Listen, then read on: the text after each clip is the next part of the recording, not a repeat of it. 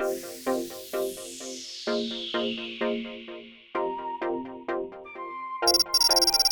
Lunak's deck profile. Julio, Nakazono.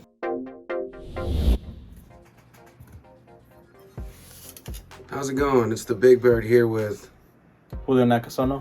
And what did you do this weekend?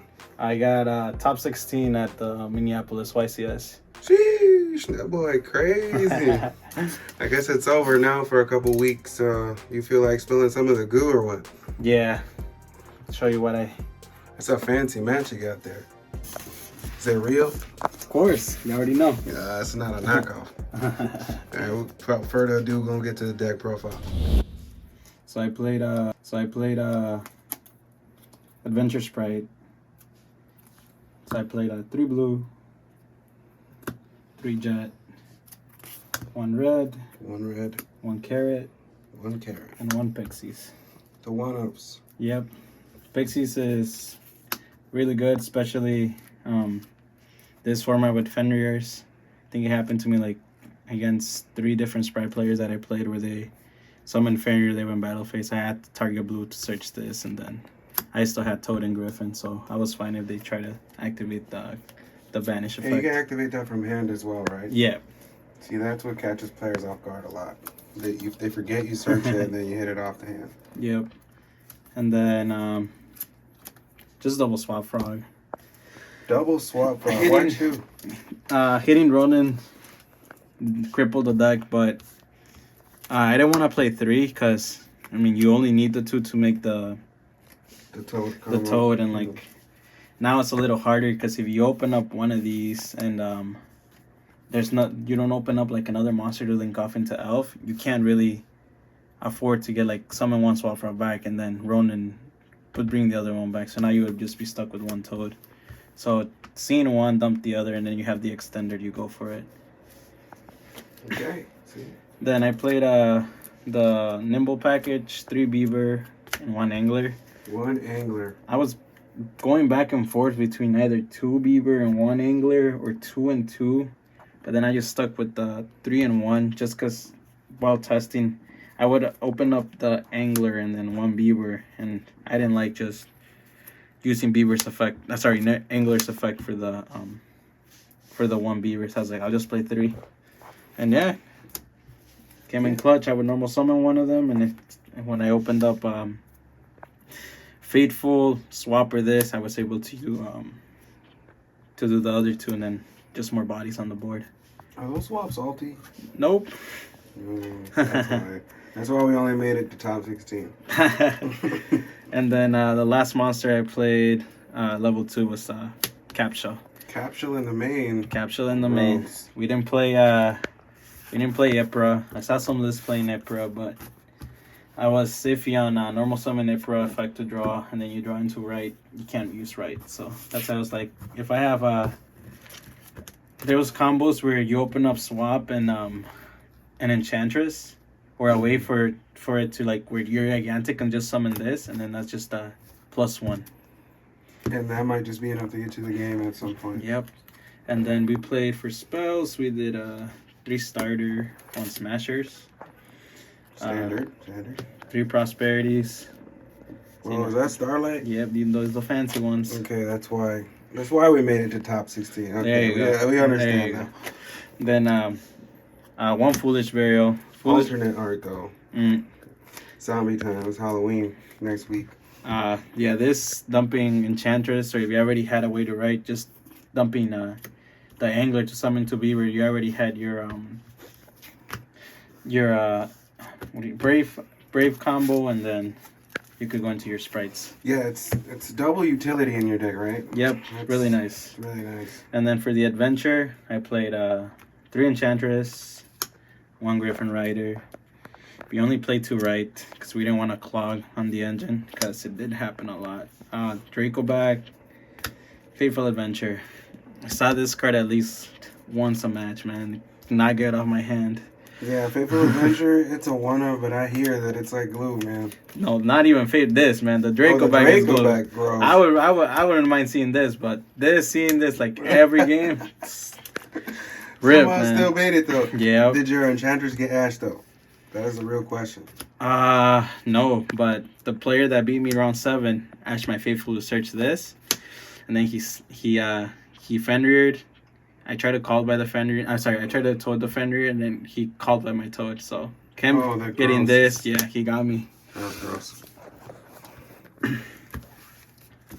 And then for going second cards or in hand traps, I did one cosmic in the main. One cosmic in the main. It won me round. Spilling the goo right now.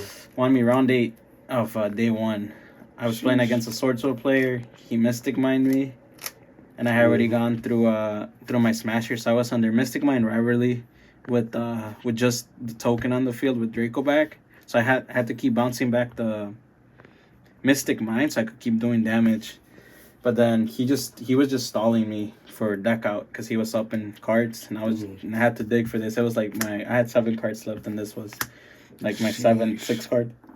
So yeah, this is why I beat the Sword Sword player. He tried to deck you out. See, guys, mine can only get you so far. Yeah. The elite players put 1 in the main. The weird players put 1 in the main. Then 1 called by. Of course. The God card. A lot of people in theory do not like playing this, but I'm a firm believer you gotta play it. No, I love called by. It's another crow for tier. Yep. You can use it on either turn. If you're going second and they try to Solic, send a tier monster, this can stop that monster. Even if they have a Havness engraved, you shut the Havness down for 2 turns, which is pretty good. A 2-turn shut off for Havness. That's the goo, guys. You hear that? 2 turns without a Havness. Then the best hand trap that I think for the event, Droll and Lockbird. Sheesh. People don't believe in this card, man. They're lost. When I activated this card against tier twice, and like game 2, game 3, they were trying to play around it, which was better for me because I saw some of the tier players that I played, they were playing talents. So when they would go like draw phase, activate Branded and High Spirits, my shifter was better now because they couldn't rip cards out of my hand. I think I shifted 2 tier players, and then I drolled them 3 times, and then not being able to search the Solic, not being able to search off Kid Kalos, or not being able to search Halfness if you mill the trap. It's pretty good. Yeah, I mean, if you can stop your plays after 1 commit, it's pretty good, man. And then they just search that planet, and then what? Yep. I mean, they can still land on like a pretty good board, but the fact that they don't get more cards in their hand is kind of nice. Yeah, their follow-up was bad. Yep. And then the new DD Crow. Sheesh. I played 3 Magna and then 1 Druid Swarm. I just went with like what people said was gonna be the standard ratio, but I did not like it. I think I should have done 2 and 2 or even 2 1 1 just to have variety. Yeah, because a lot of my matches I would open up 2 of the same name, and it kind of sucked because you could only use 1. Yeah, you can only do 1 in the interruption. So even playing the bad one, the Serenaire, it would just help you see like a different name. So if you did open up 2 of them, you could actually use both effects. So yeah, it's probably something that I'll change later on. And then I played sauce right here. Double Ash. Secret Ash. First Dead. Spanish. They're even stronger. Yep. Can't get called by.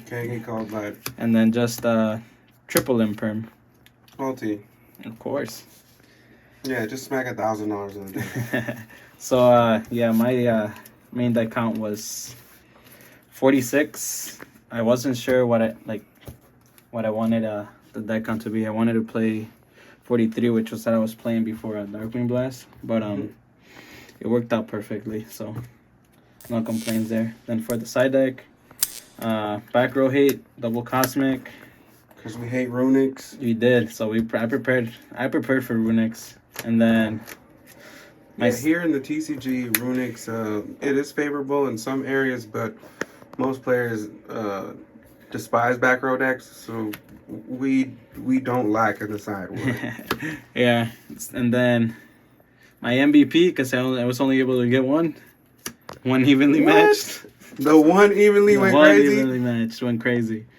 I saw it when they needed it, so Alright, we're I'm gonna have to happy. get him more of those. One Harpies Feather Duster again. I don't like back row decks. I don't like dealing with them. That's the Game Boy version. Yep. Let's go. Then we played, for going first, 3 Judgment, Red Reboots Band. I know what you did, Konami. Yeah. This card's good. Konami, why you take Red Reboot away? 2D Barrier. Again, this hits tier.